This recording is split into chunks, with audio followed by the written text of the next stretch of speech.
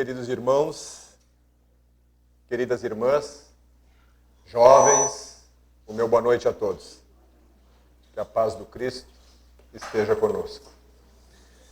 Vamos fazer a nossa prece para que possamos começar a nossa reflexão da noite.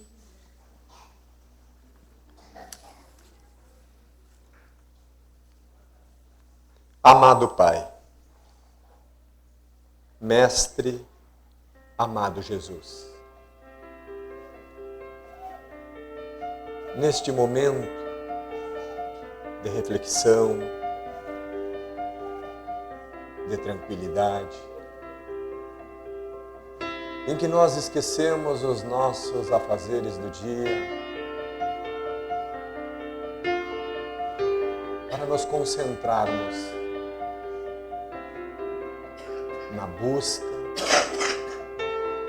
desta conexão maior. Nós te agradecemos, Pai amado, pela vida, pelo dia de hoje, pela oportunidade desta reencarnação. Te agradecemos pela família, pelo trabalho.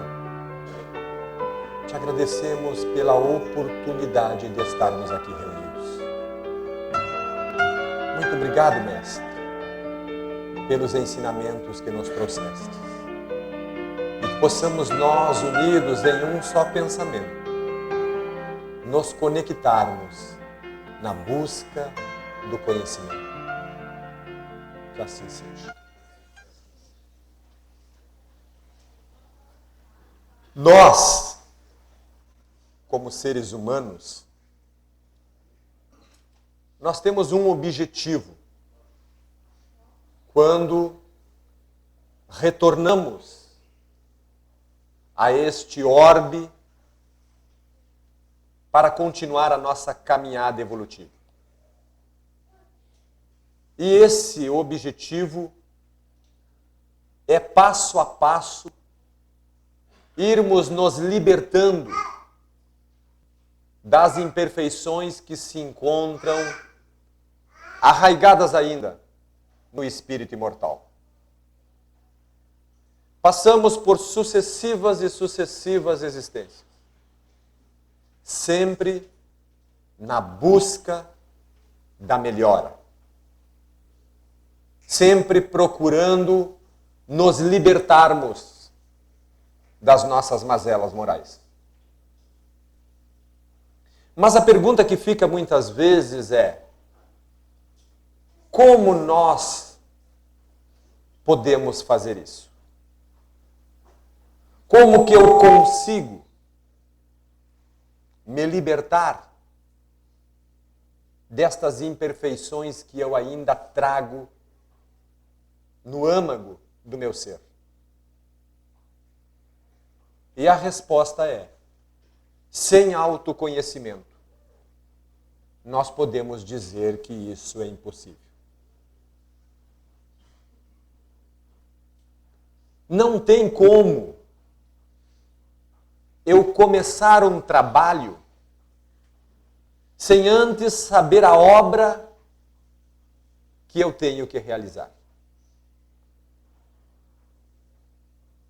Não tem como eu começar um processo de mudança, de transformação moral, sem antes eu saber o que eu preciso mudar em mim.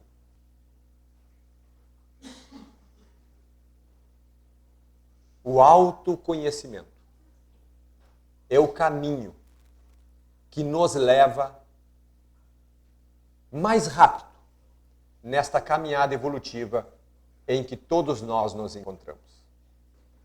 Esse é o objetivo do espírito imortal. Se melhorar, se libertar das amarras que ainda nos mantêm presos a sucessivas e sucessivas reencarnações. Porque só reencarna quem tem ainda o que muito melhorar. E a pergunta que fica então é: será que nós nos conhecemos? Ou continuamos negando determinadas imperfeições da alma? E essa pergunta é íntima. Cada um terá as suas respostas. Eu me conheço? Eu não me conheço? Como que eu ainda costumo agir diante de determinadas situações? Como que eu me comporto ainda diante de determinadas situações? Eu sei qual vai ser o meu procedimento? Então é uma resposta íntima. Nós que temos que ver o quanto nós nos conhecemos ou o quanto nós nos desconhecemos ainda. Esta falta de autoconhecimento nos leva muitas vezes a muito sofrimento no mundo espiritual. Quando desencarnamos, e iludidos que somos muitas vezes, acabamos no mundo espiritual agora caindo a máscara, a gente passa a ver então que encarrega ainda muitas das imperfeições das quais nós achamos já termos nos libertado. Lá cai o véu. A consciência se amplia. E a negativa das imperfeições, das quais muitas vezes nós insistimos em dizer que não as temos, lá no mundo espiritual, não tem como enganar. Então é o que falam os evangelhos, o choro e o ranger de dentes, por vermos muitas vezes o quanto nós deixamos de progredir, o quanto nós ainda temos de imperfeições. O processo de ama o teu próximo como a ti mesmo, que é um processo gradativo, lento, contínuo, já que todos nós nos encontramos num processo evolutivo, para que cheguemos a amar o nosso próximo como a nós mesmos, nós temos que nos amar. E aí, então, outra reflexão, então, nos vem à mente. Quando é que eu me amo? Quando é que eu, espírito imortal, porque estamos falando do espírito imortal, não da personalidade que nós momentaneamente estamos investidos. Quando é que eu me amo? E com certeza não é quando a gente se olha no espelho, né, e diz eu me amo. Nós nos amamos justamente quando nós começamos a sair do auto-engano. Nós nos amamos quando nós começamos a buscar esse autoconhecimento. Nós nos amamos quando nós reconhecemos em nós as imperfeições que nós ainda trazemos. Quando eu olho para dentro e vejo o que eu ainda tenho que melhorar em mim. Quando eu reconheço o que eu ainda sinto, naquele momento, eu estou começando a trabalhar, a reconhecer primeiro e a trabalhar depois as minhas imperfeições. Neste momento, eu estou me amando. E eu sei que muitos vão pensar, diz, mas isso às vezes dói. Dói. Dói por a gente se ver como a gente ainda é ainda. Por a gente reconhecer o que sente ainda. Às vezes não são sentimentos tão dignos assim. Mas é nesse momento que eu começo a amar a mim mesmo, reconhecendo as imperfeições em mim. E aí então nós entramos no nosso tema da noite, que é a inveja, que é uma das imperfeições morais que ainda nós trazemos, dentre tantas outras. Mas a pergunta, será que ainda somos invejosos? Num primeiro momento, quando nós não buscamos esse autoconhecimento, esse olhar para dentro, a negativa vai ser a primeira resposta. Eu não sou invejoso. Mas aí, passando então para uma análise mais profunda do tema e do que é o sentimento inveja, nós passamos a ver que a inveja, ela se disfarça das mais diferentes maneiras. E que muitas vezes aquilo que nós não consideramos inveja, nós estamos sendo invejosos. A inveja é um sentimento tão antigo quanto o homem. Ela nos acompanha, disfarçada, como já disse, das mais diversas maneiras. Então, às vezes, é aquela comparação ingênua. Como eu gostaria de ser igual ao fulano. Como eu gostaria de ter o emprego que tem o fulano. Como eu gostaria de ter a casa, o carro, enfim. Às vezes de uma forma despretensiosa até, ou quem sabe ingênua, mas está ali o sentimento chamado inveja. Disfarçado, mas está ali. Joana de Ângeles nos diz que a inveja ela é remanescente dos atavismos inferiores. A inveja é fraqueza moral a perturbar as possibilidades de luta do ser humano. Vamos tentar compreender o que Joana está querendo nos dizer. Remanescente dos atavismos inferiores. A inveja é fraqueza moral. O que é atavismo? O que é atavismo? Atavismo é aquilo que nasce, que vem junto com o ser humano. É aquilo que nós trazemos. Já que somos espíritos imortais, nós trazemos conosco, ao reencarnarmos, as qualidades ou as imperfeições. É atávico, vem junto, nasce conosco. E ela está nos dizendo que a inveja é remanescente desses atavismos inferiores. Fraqueza moral a perturbar as possibilidades de luta do ser.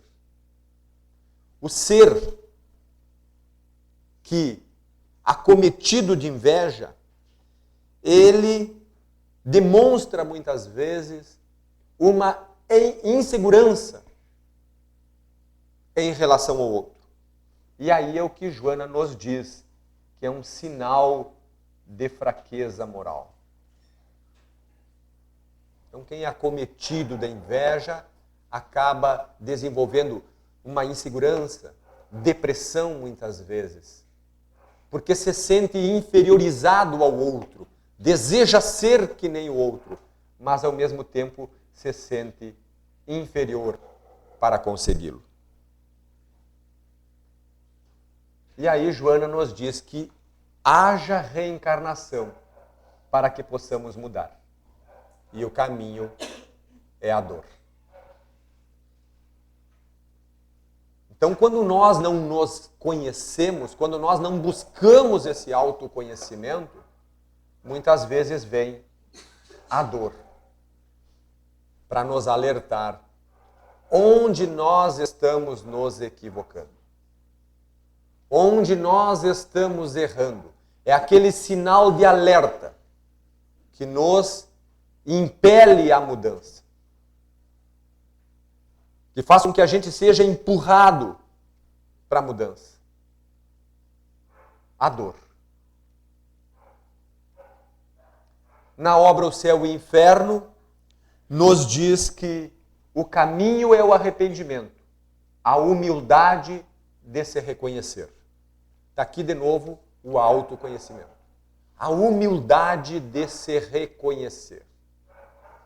Então é mais fácil nós negarmos, muitas vezes, as imperfeições que nós ainda trazemos, do que admiti-las.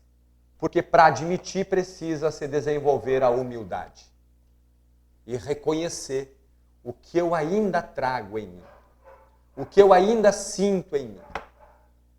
E às vezes a gente, de uma forma equivocada, julga aquele que diz: eu sou assim, eu sinto raiva. Esse está num processo, digamos que, mais avançado dentro do processo evolutivo do que aquele que nega, do que aquele que diz que não sente, do que aquele que diz que não é desse modo, que não age assim. E a prova disso, essa falta do autoconhecimento, é que nos leva muitas vezes a quedas catastróficas dentro desse nosso processo de evolução quando encarnados. Dia desses, passou uma história na televisão, onde duas senhoras haviam dito como reagiriam em determinadas situações. E uma delas disse que, se assaltada, mataria o ladrão. Mataria aquele que a viesse roubar. A outra diz que não mataria, que não teria essa coragem. Quando uma delas passou pela prova, aquela que disse que não mataria, o que ela fez? Matou. Porque ela não se conhecia. Ela negava aquilo de que ela era capaz ainda. Enquanto aquele que diz, eu faria isso, ele se conhece. Ele está no controle das suas emoções, porque ele sabe do que ele é capaz. Ele sabe do que ainda tem dentro dele. E nesse momento, então, ele se coloca no controle daquela imperfeição. A negativa não. É a imperfeição que está no comando. É ela que me domina. Quando eu passar pela prova, eu vou agir totalmente diferente, ao contrário do que eu digo, porque não me conheço. No Livro dos Espíritos, na questão 933, Kardec pergunta: assim como quase sempre é o homem o causador de seus sofrimentos materiais, também o será de seus sofrimentos morais? É uma pergunta profunda de Kardec. Então nós somos os causadores, com certeza, dos nossos sofrimentos materiais. É a gente que coloca necessidades que muitas vezes nós não temos. E sofremos com isso. Às vezes nós não temos necessidade de trocar o carro, mas a gente troca, assume uma prestação exorbitante. O governo atrasa o salário, a gente não pode pagar. E aí vem o sofrimento. Mas a gente que procurou, a gente que é o causador desse sofrimento material, porque não sabe domar ainda os nossos desejos, os nossos ímpetos. E Kardec pergunta se os sofrimentos morais somos nós também os causadores. Somos nós. E a resposta é: mais ainda, porque os sofrimentos materiais algumas vezes independem da vontade. Mas o orgulho ferido, a ambição frustrada, a ansiedade da avareza, a inveja, o ciúme, todas as paixões, numa palavra, são torturas da alma. São torturas da alma. E nós buscamos inadvertidamente esse sofrimento muitas vezes. Porque não nos conhecemos. Então passa pelo autoconhecimento a evolução deste espírito imortal que somos todos nós. Algumas obras denominam a inveja, o ódio, a raiva, de vermes roedores. E aí a gente vai se perguntar por que vermes roedores? Porque tudo que rói, dói. Então, o ser humano acometido da inveja, ele desenvolve em si muitas vezes uma angústia. Por não ser igual ao outro, por não alcançar aquilo que o outro tem. E isso lhe causa um sofrimento interno. E isso dói. Então ele sofre muitas vezes dores físicas. Então é um sentimento danoso, tanto para quem sente, como aquele que é alvo da inveja. O invejoso, assim como o ciumento, vivem ardendo em uma contínua febre, porque são sentimentos que queimam, que ardem, que dói, inclusive o corpo. Então são sentimentos danosos, são imperfeições da alma, são imperfeições do espírito, mas que de uma forma ou de outra vão repercutir neste corpo físico. Este carro do espírito. É aqui que vão se exteriorizar as imperfeições da alma em forma de doenças várias, que todos nós sabemos, porque os consultórios médicos hoje estão abarrotados, cheios,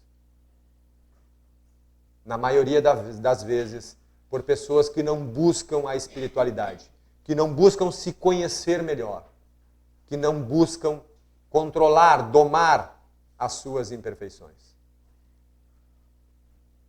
Como age o ser humano acometido de inveja? O ser humano acometido de inveja, ele acredita que aquele que ele inveja está num patamar superior a ele. Então ele inveja o trabalho, ele inveja a roupa, mas muitas vezes isso é uma ilusão. Porque quem é que diz que aquela pessoa aparentemente bem-sucedida, materialmente, não passa por dificuldades acerbas? Quem é que nos garante que no silêncio do seu quarto, aquela criatura, objeto da inveja, não chora a infelicidade, a insatisfação no lar? Então, muitas vezes, isso é uma ilusão. O que mostra que nós temos que viver a nossa vida buscando valores, agregando valores morais ao espírito imortal, deixando de lado as superficialidades. Quando ele não consegue atingir os seus objetivos, como ele age? Então ele age desestabilizando o outro. Então ele procura rebaixar aquele que ele inveja. Então é aquele comentário maldoso, muitas vezes, não é? Contra o irmão, porque na verdade ele tem um sentimento de inveja. Então ele costuma rebaixar o outro, diminuir o outro, para que ele se sinta nivelado. O que na verdade ele não vai conseguir, porque ele se rebaixa mais ainda quando age desta forma. Ao invés de empenhar-se na autovalorização, o paciente da inveja lamenta o triunfo alheio. Ele não luta pelo seu. Ele compete mediante a urdidura da intriga e da maledicência. Eis aí a nossa resposta com Joana de Ângeles. Como ele age para atingir os seus objetivos? Quando ele não consegue atingir os seus objetivos, como ele age? E aí Joana de Ângeles vem nos dar a resposta. Ele compete mediante urdidura, a intriga, a maledicência, ou seja, ele rebaixa o outro. É assim que age a pessoa acometida de inveja. Joana de Ângeles ainda nos diz: é invejoso e intrigante e transfere-se. É invejoso e intrigante e transfere-se da conduta deplorável que ele é característica para das acusações perniciosas. Então ele passa a fazer acusações ao outro. É portador de complexo de inferioridade. Aqui nós temos outra maneira de identificarmos a inveja. A pessoa desenvolve um complexo de inferioridade, mantendo sentimentos competitivos com os demais, também, e porque não possui os requisitos hábeis para vencer, oculta-se na intriga, mediante a qual denigre aquele de quem se faz opositor. Então, o que nós já comentamos, ele passa a denegrir o outro. É perverso porque respira mágoas a respeito do seu próximo, que procura anular através de covardes assacadilhas. O que Joana está querendo nos dizer? O que é assacadilhas? O que é assacadilhas? Assacadilhas, então, é aquele que denigre a moral alheia. É isso que ela está nos dizendo. Aquele que procura anular através de covardes fofocas, né? Denigre o outro. É o que Joana está nos dizendo. O invejoso aguarda sempre o insucesso do outro. E quando isso acontece, ele se compraz. Então é aqueles comentários, muitas vezes, aparentemente infantis, digamos assim, ou sem maldade, mas é aquele comentário, né? Demorou para cair, já vai tarde, eu não disse, eu não falei, isso já era esperado. Quando o outro vem a cair ou passar por dificuldades, aquele comentáriozinho. Então, tudo isso são frutos da inveja. São típicos do sentimento de inveja. Então, ele aguarda o insucesso do outro. E quando isso acontece, ele se compraz. Nos diz Joana de Ângeles. E aqui nós temos um trechinho da obra Pérolas do Além, do benfeitor Emmanuel, psicografia de Chico Xavier, aonde ele nos diz que a inveja é semelhante à serpente que rasteja, emitindo raios de venenoso magnetismo. Quem diz isso é o benfeitor Aulus, bastante citado nas obras de André Luiz. O benfeitor Aulus. Então, a inveja é semelhante à serpente que rasteja, emitindo raios de venenoso magnetismo. E aí a gente vai se perguntar então, né? A inveja pega? O que vocês acham? Será que pega? Não. É uma questão de sintonia vibratória. Se eu estou vibrando na frequência do outro, eu vou ser afetado.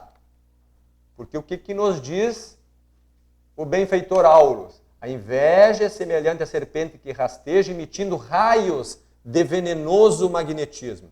Se eu estou na sintonia, eu vou receber esses raios de venenoso magnetismo.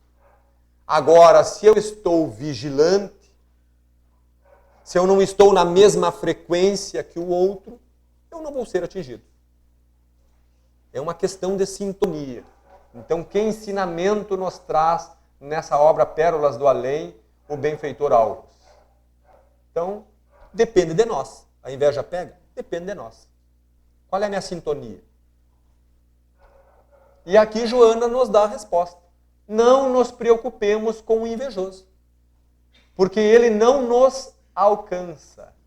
Só se estivermos na mesma sintonia que ele. Então a senhora que disse, eu acho que não, ela está certa. Porque nós só vamos ser alcançados se estivermos na mesma sintonia que ele. Depende de nós. Depende do que eu estou sentindo, de qual é a minha frequência. Então não nos preocupemos com o invejoso nos dias de Joana de Ângeles. Qual é o remédio para que a gente não entre nessa sintonia? Vigiar e orar. Jesus. Vigiemos. Vigiemos os nossos pensamentos, as nossas atitudes. Mantenhamos esse propósito de evoluir, de ser melhor hoje do que eu fui ontem, de ser melhor amanhã do que eu fui hoje. Mas não conseguiremos isso sem autoconhecimento. Não conseguiremos trabalhar as imperfeições em nós antes de as reconhecermos. Então eu gosto muito de uma frase de Jung, em que ele diz que quem olha para fora sonha, quem olha para dentro acorda.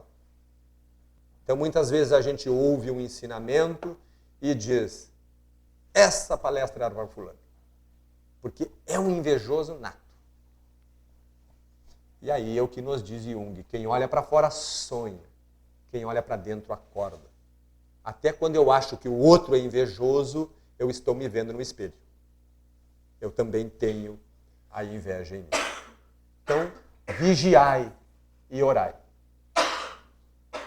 Aqui está o que nos causa inveja muitas vezes, que ela nos angustia, né? Que é aquele aperto que nos comprime, que nos incomoda. E aqui nós temos, se podemos dizer assim, a fórmula para a felicidade e para que a gente deixe de sofrer. Dor. Vem a dor, nos cutuca, nos tira do nosso comodismo e nos leva ao conhecimento. Porque nós nos obrigamos muitas vezes pela dor a nos conhecermos. A nos conhecermos. Então diz que a gente tem que perguntar quando algum mal físico nos acontece ou nos acomete, a gente tem que perguntar o que essa dor está querendo dizer para mim. O nosso irmão Haroldo Dutra, ele conta que teve uma época que ele ficou quase que impossibilitado de fazer palestras porque tinha um problema sério no joelho, aonde estava tendo sérias dificuldades de se locomover. Ele foi consultar um médico espírita, e esse médico olhou para ele, examinou e disse, Haroldo, tu já perguntastes ao teu joelho o que ele está querendo te dizer? Então imagina se nós tivéssemos o hábito de que quando aquela gastrite nos ataca, a gente pergunta o que essa gastrite está querendo me dizer. E a gente vai ver às vezes que minutos antes, horas antes, a gente se desestabilizou, teve um acesso de raiva, uma hora depois, aonde que vai refletir? No carro, no corpo físico, a gastrite. O que ela está querendo me dizer? Que a raiva ainda está em mim. Que eu ainda tenho esse sentimento do qual eu tenho que me libertar. Que a inveja ainda está em mim. Que o ódio ainda está em mim. Autoconhecimento. Então a dor nos leva a esse autoconhecimento de uma forma dolorida às vezes, mas necessária para que nós acordemos. E quando a gente se conhece, a gente adota uma postura de mudança, uma postura de transformação moral através do esforço e da vontade que todos nós temos em nós. E esse esforço, então, de querer mudar, vai nos trazer a recompensa, que é deixar de sofrer. Podemos dizer, então, que temos aí a fórmula da felicidade. Aqui é um japonês que ele diz que a inveja é uma emoção dolorosa. E é. Aqui uma psicóloga, Sueli Damerjian, que ela nos diz que o invejoso pode transformar a sua inveja em inveja positiva. E isso pode funcionar como impulso para o seu desenvolvimento. Porque a inveja é fruto de admiração pelo outro. Então ela dá outro enfoque aqui. Né? Então tu pode invejar as qualidades no outro e querer ser igual. Ela dá outra visão aqui.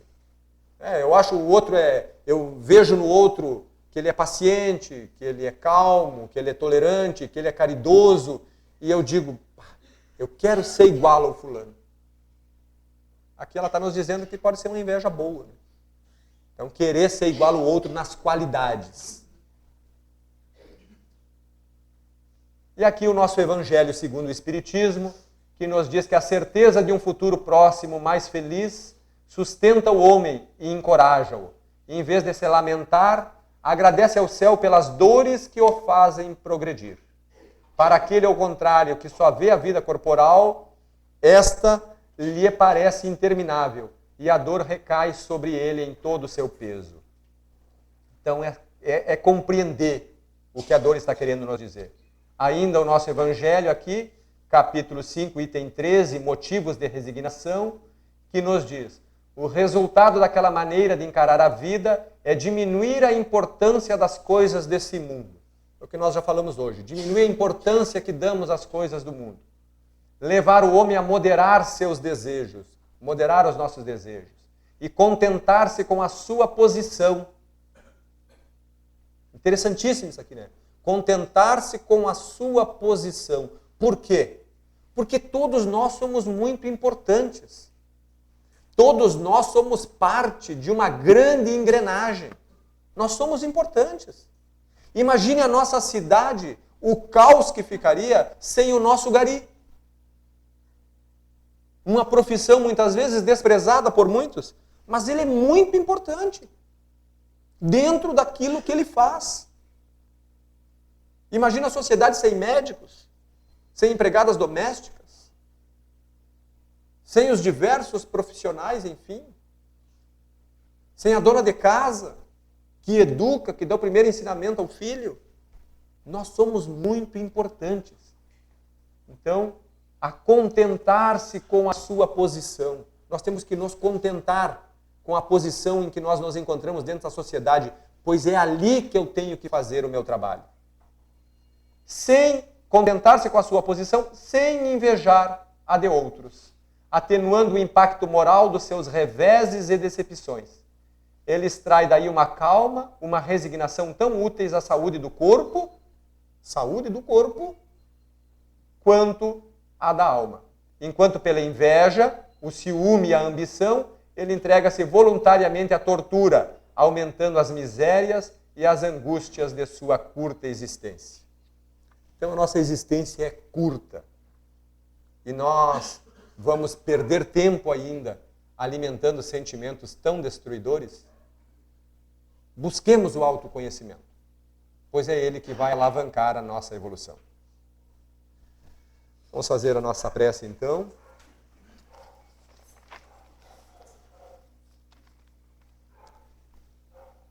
Com os nossos pensamentos já elevados,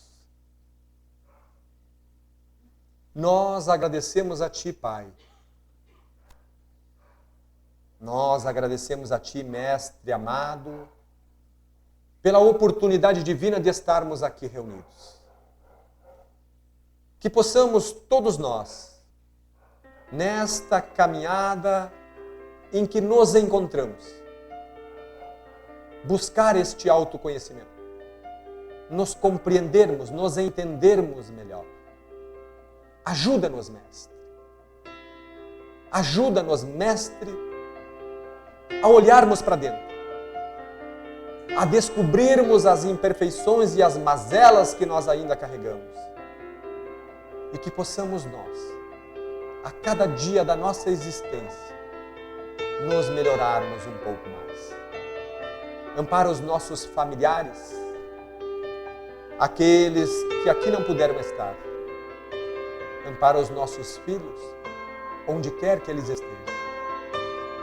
Ampara os nossos pais, aonde quer que eles estejam, encarnados ou desencarnados. Olha pela humanidade, Pai amado. Que possam esses pensamentos elevados que comecem por nós chegar aonde as trevas ainda predominam.